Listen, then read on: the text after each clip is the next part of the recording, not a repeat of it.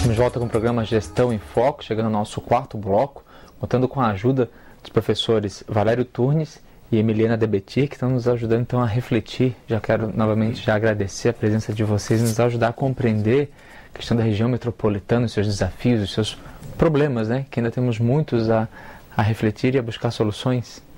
Professora, a gente falou aqui da água e do lixo. Falamos um pouco de mobilidade urbana, mas a gente não falou da questão da acessibilidade, né? Eu creio que é importante a gente falar sobre acessibilidade urbana também, porque se a gente for pensar, nós temos um grande percentual de pessoas que tem algum tipo de deficiência. Pode ser auditiva, pode ser visual, pode ser de mobilidade. Então essas pessoas, elas chegam a quase 15% da população brasileira. Fora isso, nós temos um grande percentual de idosos. É isso que eu ia perguntar, você não colocou nesse percentual dos idosos, né? Eles representam como 7,4% da população brasileira. Então, juntando esses dois percentuais, a gente tem algo em torno de 22% de pessoas que eles precisam de acessibilidade, eles precisam de uma cidade que possibilite que eles tenham acesso ao transporte público, né, em diferentes modalidades, que eles tenham acesso para os pontos comerciais da cidade. O que a gente observa é que isso não é... As pessoas que constroem a cidade, às vezes deixam isso um pouco de lado. Os engenheiros, os arquitetos deixam isso um pouco de lado. A gente vê que até muitos prédios públicos não têm acessibilidade, né? É diferente você projetar alguma coisa para uma pessoa que é cadeirante, né? Você pode colocar uma rampa do lado de uma escada, mas acontece que você tem que pensar também que uma pessoa que não tem é cega, aquela rampa, se não tiver um piso podotátil, já não vai ser não vai ser a solução para ela. Não vai ser a solução para ela. Então ela precisa.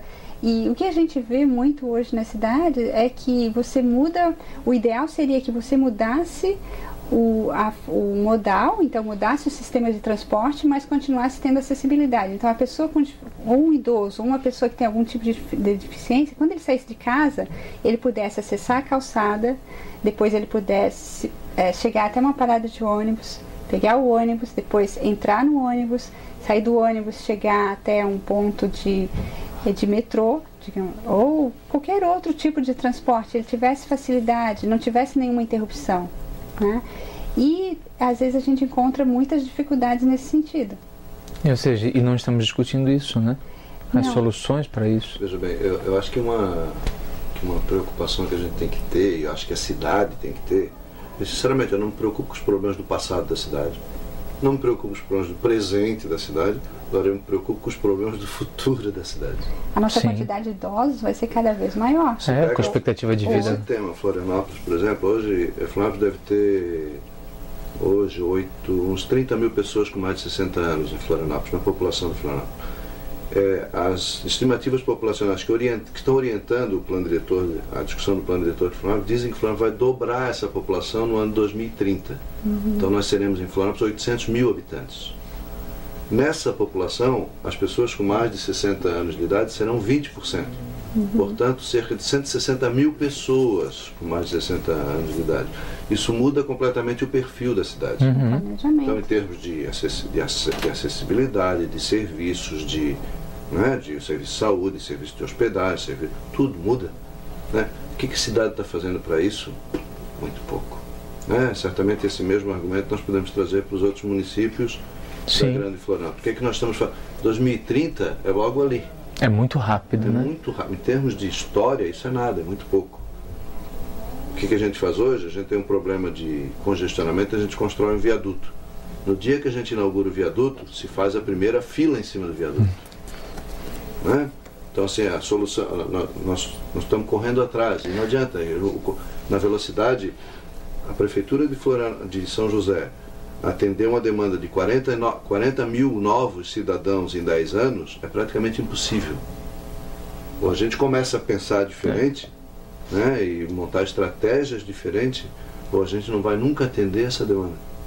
A gente continua apagando incêndio, né? Resolvendo só, querendo... A gestão pública, ela se especializou em tentar resolver os problemas que passaram, né? Nossa concepção de cidade tem que mudar. Acho que a gente muda de paradigma na tecnologia, né? A gente muda de paradigma nas relações de trabalho, né? Mas as nossas relações com a cidade, nossa maneira de ver a cidade muda muito pouco. O que falta também, se a gente for pensar no cidadão, o que falta para ele, falta informação. Muitas vezes, o cidadão ele até sabe que existem os pisos podotáteis. Já ouviu falar, olha, ele já viu aqueles pisos coloridos, né? Que podem ser hidráulicos ou podem ser de poliuretano, mas ele acha bonitinho, ele até compra, mas ele não sabe como usar. Ele não sabe que existem pisos que são para sinalizar, de alerta para um perigo, e tem pisos que são direcionais. Então acaba que às vezes a gente vê a colocação dos pisos totalmente errado, porque foi o particular que colocou, até uma obrigação que ele coloque de acordo com a legislação do Código de Posturas de Obras, só que ele não sabe como colocar. E de que maneira o Código de Posturas de Obras, por exemplo, até aqui em São José, que está sendo novamente discutido, está chegando ao cidadão? Então, como que a gente pode fazer essa discussão? Talvez transformar isso de uma forma mais acessível. Além de fazer audiências públicas, ou que é muito formal, muitas pessoas às vezes não vêm na Câmara para participar efetivamente, talvez ir numa associação de moradores e falar sobre isso, que é uma coisa mais próxima do bairro. Talvez fazer cartilhas com uma linguagem bem simples e ilustrativas, né, mostrando como, transformando, por exemplo, as normas da BNT que falam sobre esses pisos, trazer as normas da BNT mais o Código de Obras e de Posturas e botar isso numa linguagem mais acessível para o cidadão. Talvez seja uma solução.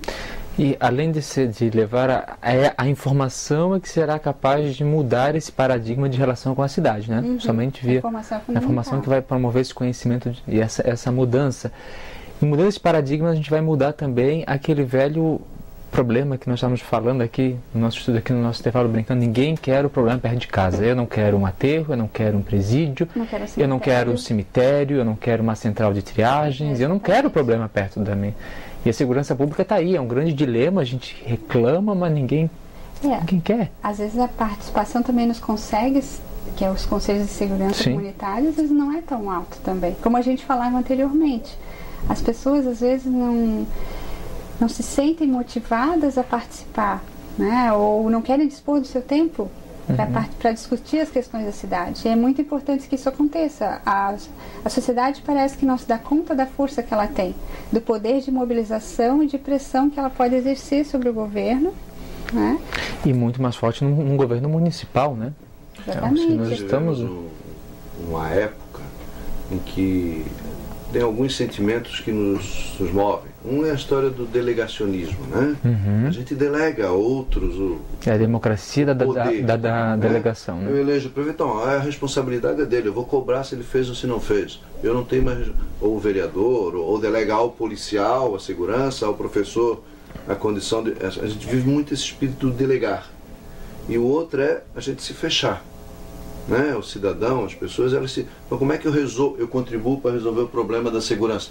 Fazendo um muro bem alto, eletrificando o meu muro, botando o alarme eletrônico. Então, com isso eu estou contribuindo, entre aspas, para resolver o problema da segurança, né? Quando isso não leva a lugar nenhum. Tem outra forma que você poderia pensar, que seria, existe abertura para isso, existem os conselhos, que nem a gente falou, conselho de segurança, existem vários conselhos dentro da estrutura de uma prefeitura que possibilitam que o cidadão participe. Geralmente esses conselhos, eles não são deliberativos, eles são consultivos, ou seja, qual é a ideia de consultivos? Eles vão dar sugestões para o prefeito, mas é uma forma de participação, há uma abertura para isso, né? O poder que as associações de moradores possuem também de organizar, mobilizar a comunidade e levar as reivindicações, a cobrança, né? Tem um conceito que nós não falamos aqui, certamente em outros programas vocês já tocaram, que é o conceito de capital social, né?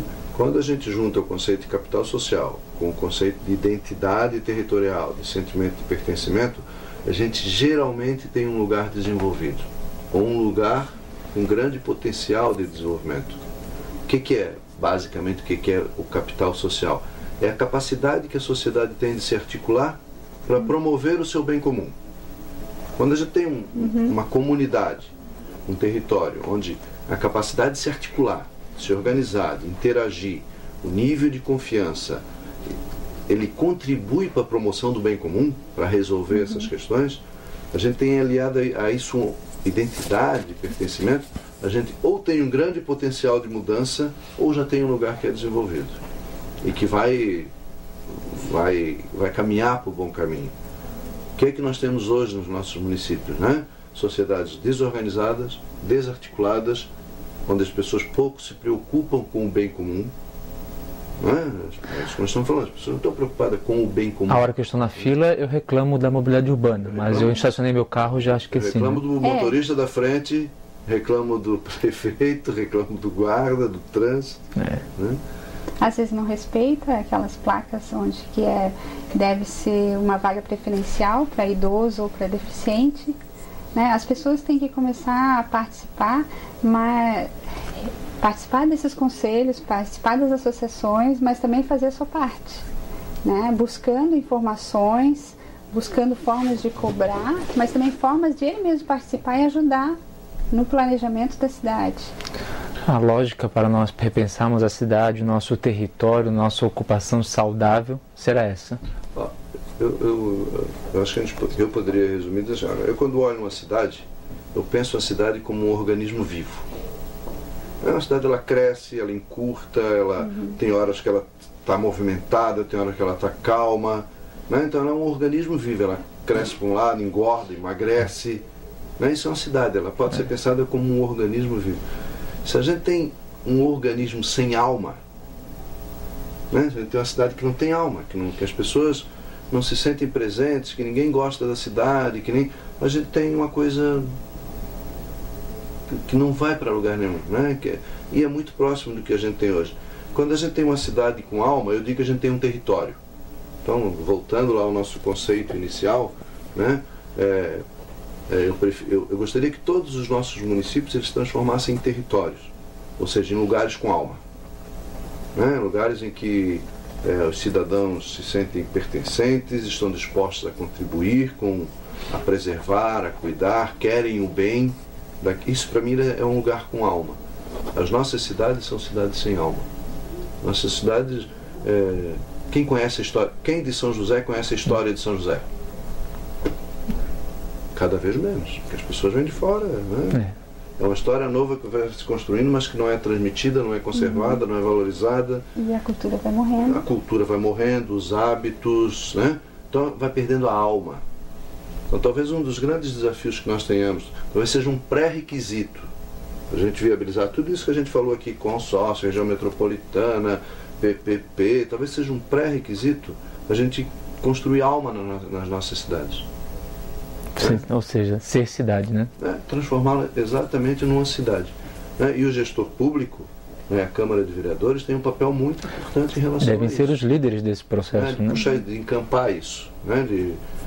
A hora que eu sou um bom gestor, eu estou contribuindo para fortalecer esse sentimento. Se eu sou um mau gestor, eu estou contribuindo para criar cidades sem alma. Chegamos ao final dessa nossa conversa com essa bela reflexão, professor, que ainda há tempo, né, de nós mudarmos e transformarmos as nossas cidades em cidades com alma. Agradeço a professora Emiliana Debetir, obrigado, professora, mais uma vez. Obrigada também. Professor Valério Turnes, também agradeço a sua participação. Obrigado e disponham da ESAG, né, do curso de Administração Pública, da UDESC. Obrigado. Esse foi o programa Gestão em Foco de hoje, que então trouxe como tema Gestão Territorial e Desenvolvimento Municipal, com apoio do curso de Administração Pública da ESAG. Está feito o convite, então no final desse nosso programa vamos transformar e tomarmos posse, vamos nos transformar em cidade, dando vida a esse grande organismo. Até o próximo programa com um novo tema, trazendo instrumentos para você analisar melhor a gestão pública da nossa cidade. Até lá!